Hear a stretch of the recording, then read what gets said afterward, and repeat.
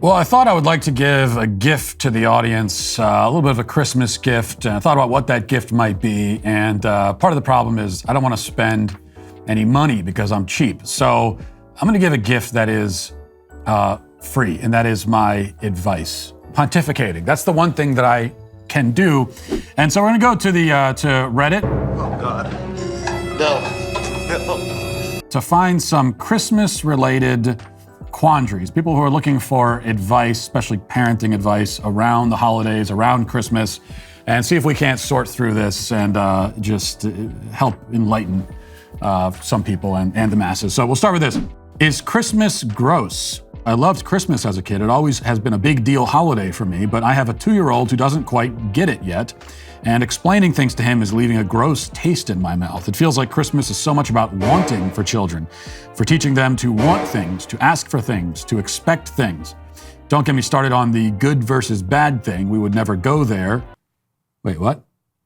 Don't get me started on the good versus bad thing. You would never go there and explaining the difference between good versus bad. Well, maybe you should go there. Maybe that should be the first thing that you do as a parent.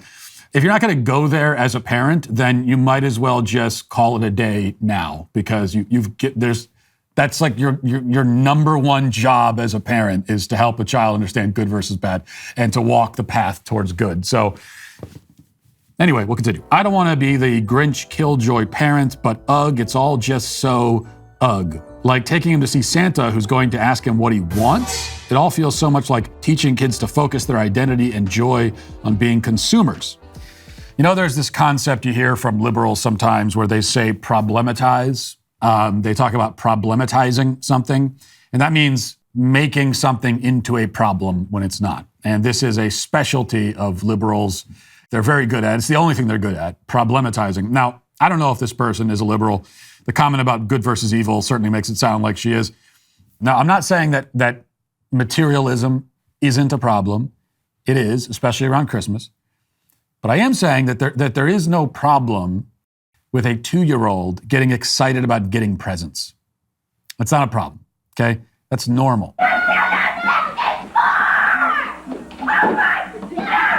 Now, you said yourself, I loved Christmas as a kid. Well, then let your kid love it too. Don't make a thing out of it, right? This is so much now of like older generations. This is what they do now, where there are things that they enjoyed as kids, and it was great, and they remember it fondly. But now they're turning back around to make that thing they enjoyed as kids a problem, to make it complicated, to like steal some of that joy that they had. It's like pulling the ladder back up behind you as you climb it. That's kind of what's happening here. Don't let your current adult hang-ups rob your child of the same joy that you experienced. That's all. Okay, how do you handle a holiday like Christmas? Parents and in-laws' expectations are already stressing us out. We're struggling to plan our first Christmas with a baby. Pre-baby, my wife would go see her parents for the day while I would go split my time evenly between my divorced parents. Our baby is 5 months old and we don't want to be hauling her around all day since she naps poorly anywhere but home. We're leaning towards scheduling different days for different households, but we're dreading the pushback and anger from whoever gets told they won't see their grandchild on Christmas. Well, this is a big thing. You know, we went through this for the first several years of our marriage, and our two families lived like an hour apart. And my wife's family, you know, the parents are divorced also, so same sort of situation. Everyone's kind of within a 1-hour vicinity. And that's precisely the worst situation you could possibly be in for the holidays, because it's close enough that you're expected to see everybody, but it's far enough away that it's a huge hassle to see everybody. So, not an issue for us now because we live like 12 hours away from the nearest set of parents. Plus we have 6 kids. So if people want to see us on Christmas, they need to come to us. So maybe that's one of my solutions, is just start churning out more babies. And then once you've got a bunch of them, then for every holiday, it's like you say, you can't expect me with 6 kids. You got to come to me. Okay. You want to see us on the holidays? We're the staging ground now where we get all the kids, and you can come to us. You decide what's best for you, what you and your family want to do, and you let the other members of the family know, like, this is what you're doing, and that's it. And if they got an issue with it, they got an issue with it. How does Santa enter homes without a chimney? Growing up, we always had a chimney, so it wasn't an issue. My husband's family didn't, but he never questioned it, and his parents never said anything to him about it. I've heard from other people that Santa gets a special key that you leave outside for him on Christmas Eve. We just bought a new house without a chimney, and I'm at a loss. He's magic. Once again, don't complicate this. That's it. If your kid asks, how does he get in the house? He's magic. We didn't have a chimney either when I was a kid. And we'd have the same question. How does he get in? It's just magic. That's it. He just does. Next one says, I need help with the talk. Yeah, that's right. I need advice on how to bring up the whole Santa issue. My son is in 3rd grade and still believes in Santa. I'm surprised we've made it this long. I want him to hear it from me, not his friends, so I need to do it quick before the kids start talking about the holidays. Well, you sit your kid down and you say, listen, son, we lied to you. Your whole life is a lie. Nothing is real. All is lost. Have a great Christmas, son. No, you just tell him Santa was a game that, that parents play with little kids. It's a game. It's a fun game. It's make-believe.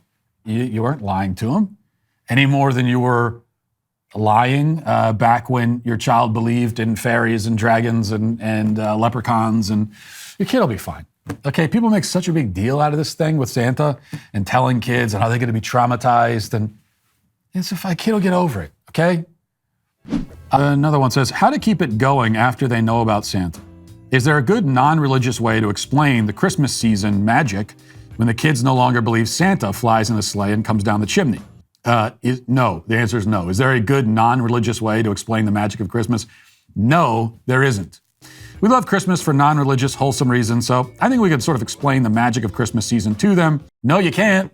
I'd like to see you try. You know what Christmas, where that word comes from? Christ Mass. Christ Mass. It's not a coincidence, and it is very specifically to celebrate the birth of Jesus. It's like, imagine saying this about your neighbor, Gary.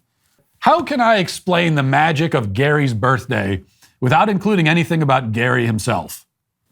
You can't do that with Gary, the neighbor, and you can't do that with Jesus. Sorry.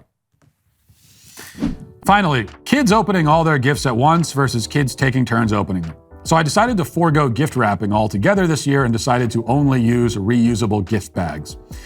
Maybe one of the top 5 greatest inventions in the history of mankind. Think of all the labor hours that it saves. Throw it in the bag, maybe put a little bit of decorative tissue paper you put in there, boom, you're done. Anyway, so I usually film my kids opening gifts, and we would all take turns as I'd film each person opening their gift. This year, I'm debating on filming one person at a time, just opening all their gifts at once. Kind of like how you watch someone open gifts on their birthday and everyone is focused on them.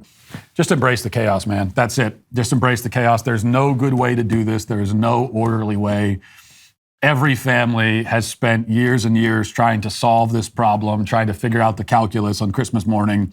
What's the best way to open all the gifts and to avoid the chaos and kids getting bored or getting antsy or whatever, jealous, You can't do it. This is the same speech I've tried to give my wife so many times. It is what it is, and it's going to be chaos. Just accept it. Who are you? The one thing I will say, what disturbed me the most from this question, is you saying that you film everyone open every single gift. Stop doing that. When are you ever going to watch this? So you're filming the whole Christmas morning deal.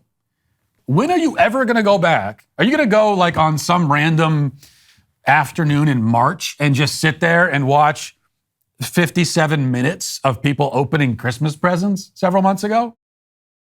Just be in the moment. Rather than experiencing the moment in this little box, okay? You're in a whole room. Experience the entire moment. So that's it. Everyone who cares about this is in the room. Put the camera down. Live in the chaos. That is my advice. Follow all of this advice, and you will have yourself a Merry Christmas.